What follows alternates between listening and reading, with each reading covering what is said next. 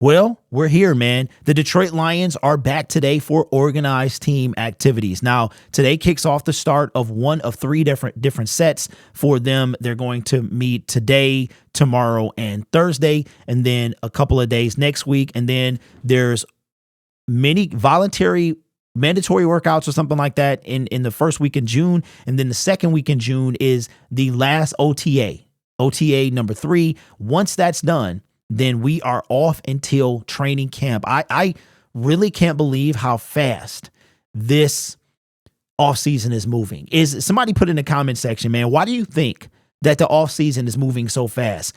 Our season was extended by only 3 weeks, but it feels so much further. It feels like we went deeper than that. Before you knew it, it was February, it was the Super Bowl. I mean, it's been 3 full months, almost 4 now, since the Lions play. As a matter of fact, a week from today will be 4 months since the Lions last took the field. That's just, I think about that. Okay, who in the comment section?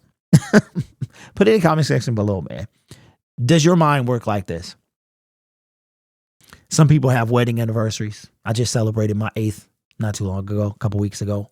Some people have birthdays. Some people have all type of days that they remember. But a day that I remember is January 28th, 2024. So on the 28th of the month, when I see whatever 28, I think about the NFC title game. I think that's just how I've always been like that. My family used to call me the date master. Anyway, that's just how my mind works. Anyway. So I'll be surprised to know if that'll ever go and when it will. But let me know in the comment section, do you have any weird kind of quirks or whatever? Which is cool if you do. But Tim Twentyman put out an article today of 5 things to watch during the 2024 Detroit Lions OTAs. Without further ado, let's take a look into it. Now, I try to read this stuff later or when I read it with y'all. So I want to be surprised a lot of the times. Sometimes I'll glance over it, but in this case, I did not. All right, so the first thing he's going to talk about things to watch for is a revamped cornerback room. And that is very true because the Detroit Lions, as you see from that opening paragraph, they were ranked 27th against the pass, 27th. And that was with the addition of Cam Sutton. He was the only one really of the free agents that were brought in 2023 that was able to do anything. CJ Gardner-Johnson went down in game 2. Emmanuel Mosley was recovering from an ACL, came back, played 5 snaps, and went back out with the different ACL. So that is no doubt. We draft Rakestraw, we draft Arnold in the first and second round. We bring in Carlton Davis, Amik Robertson. We bring in some guys, man. And now we've got a 4th-year Ife Melifonwu, a 2nd-year Brian Branch. So revamped is putting it lightly. So I agree with that. Number 2, what are we looking at here? As soon as we get 2nd-year players to watch. All right, I like that too. We got Jahmyr Gibbs, Sam Laporta. We also should have Brian Branch in there. Wait a minute. There's also players like quarterback Hendon Huster and defensive lineman Broderick Martin, Antoine Green, Kobe Sorsdahl. Those are good. I think that's a good group of men to watch right there, especially Broderick. Broderick is a guy. Listen, I've said this before. I just want what's best for the team. I'm going to talk about it. I'm going to complain if you call it that. I'm going to show my opinion. Broderick Martin, show me why Brad traded up to get you. That's what I want. Show me that. Be a dog. I said in a video long time ago that what if he turns out to be Daron Payne, Jeffrey Simmons?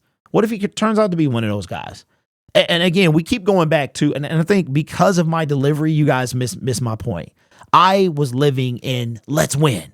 That's what I saw. Let's win. So when Broderick was unable to contribute, when we are ranked 23rd in sacks, when he is a non-factor in a window opportunity year, then that is the issue that I had. If you trade it up and he winds up being a stud, then hey, it all worked out. I would love to see that. There's nothing would make me happier than a Super Bowl and Broderick Martin getting a hefty contract in his 2nd contract. Like real talk, I want what's best for my team. I'm going to talk about it. I'm going to show my frustration because I just felt when you see things start to pile up, you know,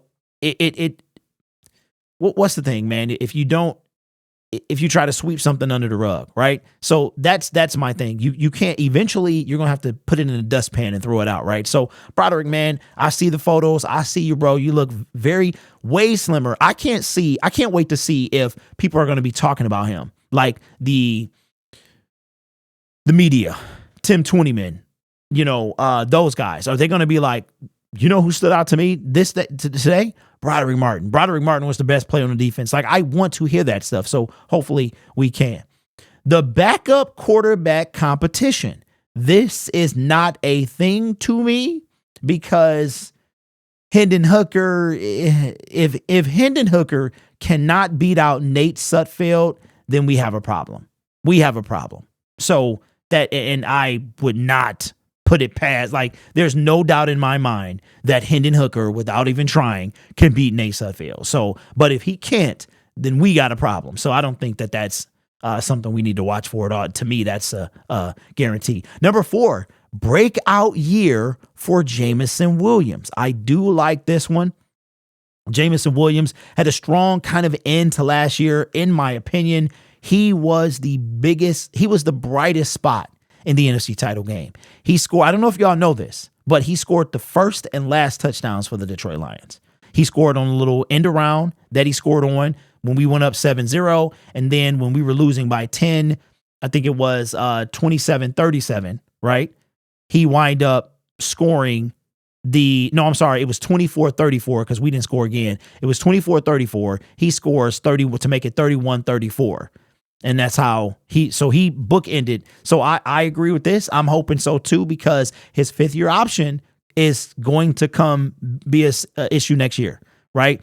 Will the Detroit Lions pick it up? Right now, in my opinion, he's not in a contract extension. There's no talks about that right now. I think right now the Detroit Lions are picking up the 5th year option. I think because Brad Holmes loves Jameson Williams, I could see no doubt in my mind he traded up to get this guy. There's no way he doesn't pick up his 5th year option. So I think but I can't wait to see Jameson Williams a full offseason, no suspension, no nothing, come out. Josh Reynolds is gone. You would assume that he's going to be number 2. I hear what you say about Donovan Peoples-Jones, but in my opinion, there's no way that your 12th overall pick 2 years ago is going to be a number 3 receiver. I think he's going to get many more snaps, even with the fact, because like I said, Josh Reynolds, Jameson Williams, this is going to be a really big year, because I just thought about this. One of the things about Josh Reynolds was the level of comfort that Jared Goff, he was pretty much, I think Josh only played with 2 quarterbacks or something like that. The level of comfort between Josh Reynolds and Jared Goff. And one thing that you heard a lot of from Jared Goff is he was saying it without saying it about getting comfortable with Jameson Williams, getting Jameson Williams comfortable, after the missed year with the injury and then the suspension. All those things can kind of hinder progression. So I agree. I think he's going to have a big year. So put in the comments below. Jameson Williams had, I think, 350 some odd yards to end the season last year. What do you expect from him? I expect a minimum of 800 yards. He should easily be able to fill in that Josh Reynolds role if he can stay healthy. So I will agree with that. Breakout year for Jameson Williams. And the last thing would be rookies fitting in. I don't think that this is going to be an issue. I really don't. Last year we saw Gibbs, Branch, Laporta, and they were making waves very early. I don't think we're going to have that issue. I think that even the year before that we drafted Aiden Hutchinson, Jameson Williams, when we had the OTAs, because that was the year that Hard Knocks was there, right? Because Aiden is going into year 3. That was the year Hard Knocks was there. And Aiden and all the other guys that were rookies, man, they kind of came into their own. Like it wasn't a thing. So I don't really think that it's going to be a thing, but I do think that the better our team gets, the more the rookies will get pushed. So our team is savvy. You know what I'm saying? Like we already talked about the players we had under 25. Now there's no under the radar. And I will say this. A lot of Lions fans and analysts think that we peaked a year early. So we were supposed to be where we got last year, this year. And I don't know. I don't know if you can, if you do your job like you're like outside of year one, we had nothing. We had nothing. I think year 3, we were right where we needed to be. I don't think that we were early at all. I think that we were right where we needed to be. If you look, I can say that Brad Holmes moved this thing faster than we thought it would be. I think when he came in, they talked about a 3-year process. And at the end of year 3, we're in an NFC title game. So that means that all that stuff is kind of done. Now we are, and I've been saying this forever, it's cosmetic. Now we're putting the finishing touches on our new $400,000 house. You know what I'm saying? Now we're done renovating that car and we're putting the finishing touches on it. Or we moved into an apartment. It's all painted. Everything is done. It's built from the ground, not the apartment, but you know what I'm saying? It's built. And now we are putting the carpet down. Now we're heading to IKEA. If you got one near you and you got a small space, you're trying to fit a lot of things in, you head into IKEA with a U-Haul truck, right? Now it's cosmetic. It is putting the buttons on this team. And we will see the results of that this year. So let me know your thoughts, man. What are you excited about OTAs? I am ecstatic. I have never been a part of, I've been watching Lions football for a long time, and I've never been a part of an off season that has gone this fast. And I know a big reason is because of where we are now, social media, and the fact that I get to talk to you guys every day and meet you guys and stuff like that. So it feels like a big, giant community, whether we fight or not. It feels like a big community, man. And I think that we all help each other get through the good and the bad times. You know what I'm saying? So let me know, man. OTAs, I'm excited because that means, in 10 days, we'll be in June.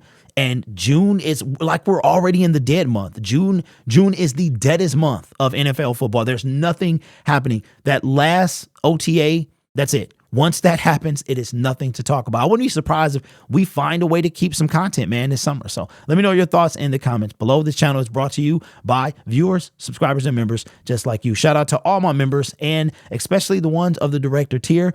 Got something special coming. Check out the perks, man, because y'all going to be on it when the season get here. You guys are awesome. Take care of yourself and each other. And as always, go Lions.